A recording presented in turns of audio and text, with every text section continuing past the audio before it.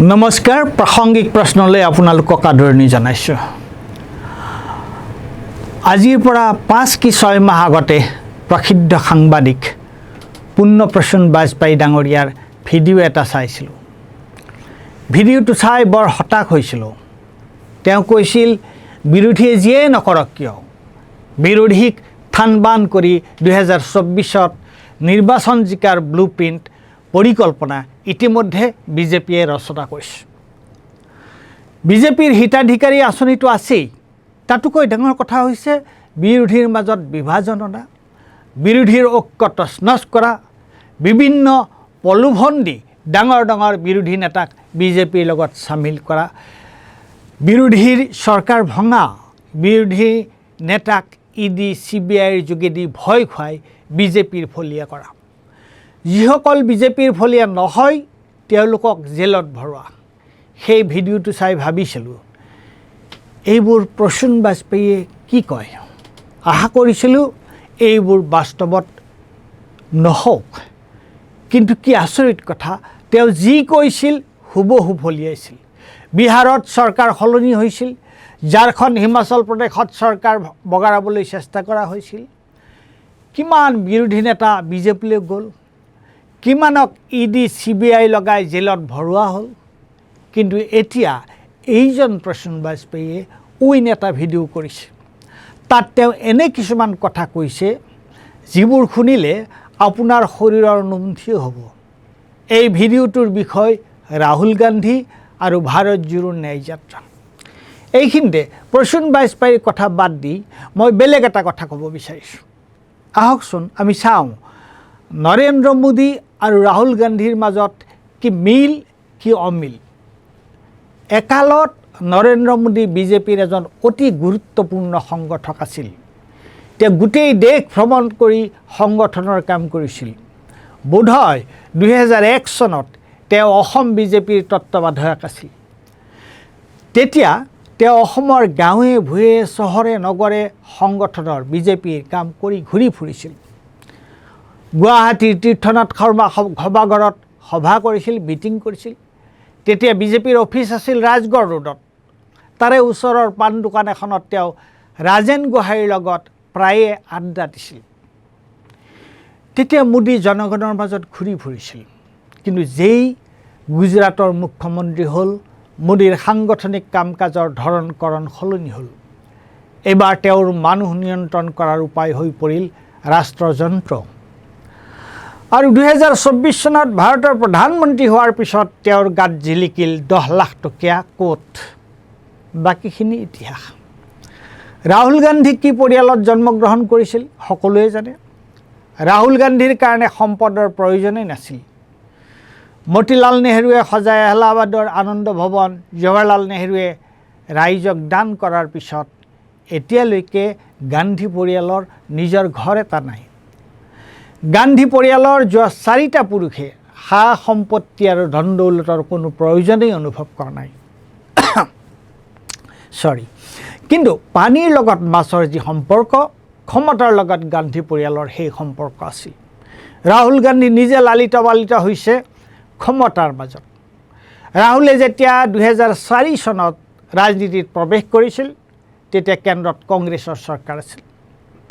সেই চৰকাৰৰ সমাপ্তি ঘটিছিল 2014 চনত। সেই তেতিয়াৰে পৰা আৰম্ভ হৈছিল ৰাহুলৰ তিৰস্কাৰৰ যুগ। কংগ্ৰেছৰ নিৰ্বাচনী বিফলতাৰ বাবে ঘৰে বাহিৰে সকলোৱে ৰাহুলক জগৰীয়া কৰিছিল। ৰাহুলক বিজেপি আৰু বিজেপিৰ বহুতীয়া প্ৰচাৰ মাধ্যমে কোটি কোটি টকা খৰচ কৰি পাপু সজাইছিল। কিন্তু ৰাহুলে এৰি দিয়া নাছিল।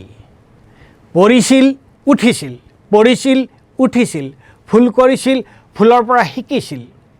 ভাৰত জোড়ো ন্যায় যাত্ৰাৰ সামৰণি অনুষ্ঠানত 17 তাৰিখে মুম্বাইৰ শিৱাজী পাৰ্কত ৰাহুলে কি কৈছিল তেওঁৰ মুখেৰে শুনকচোন।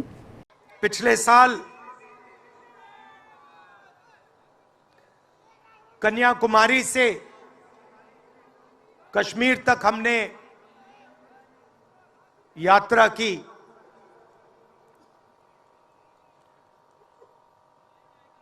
यात्रा करनी पड़ी अगर मैं अपने आप से पूछता 2004 में, 2010 में, 2014 में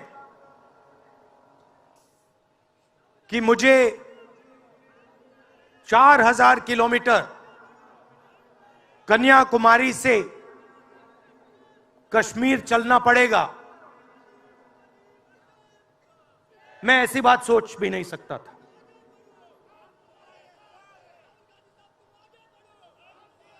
ये यात्रा, शांत हो जाएं, ये यात्रा हमें क्यों करनी पड़ी? क्योंकि देश का जो कम्युनिकेशन का सिस्टम है, चाहे वो मीडिया हो, सोशल मीडिया हो, वो आज देश के हाथ में नहीं है।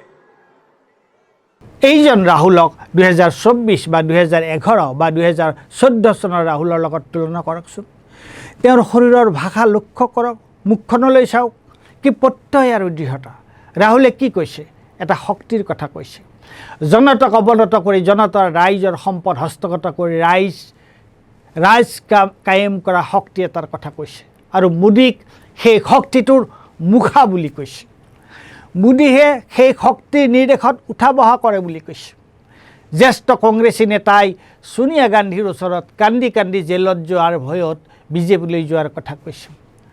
50 ঘণ্টাই ইডিৰ জেৰাৰ সন্মুখীন হৈ অলৰ অচৰ হৈ থকা ৰাহুলক ইডিৰ বিষয়ে হেনো কৈছিল, ৰাহুলজী আপুনি কাকো ভয় নকৰে, আপুনিহে মোদীক পৰাজিত কৰিব পাৰিব।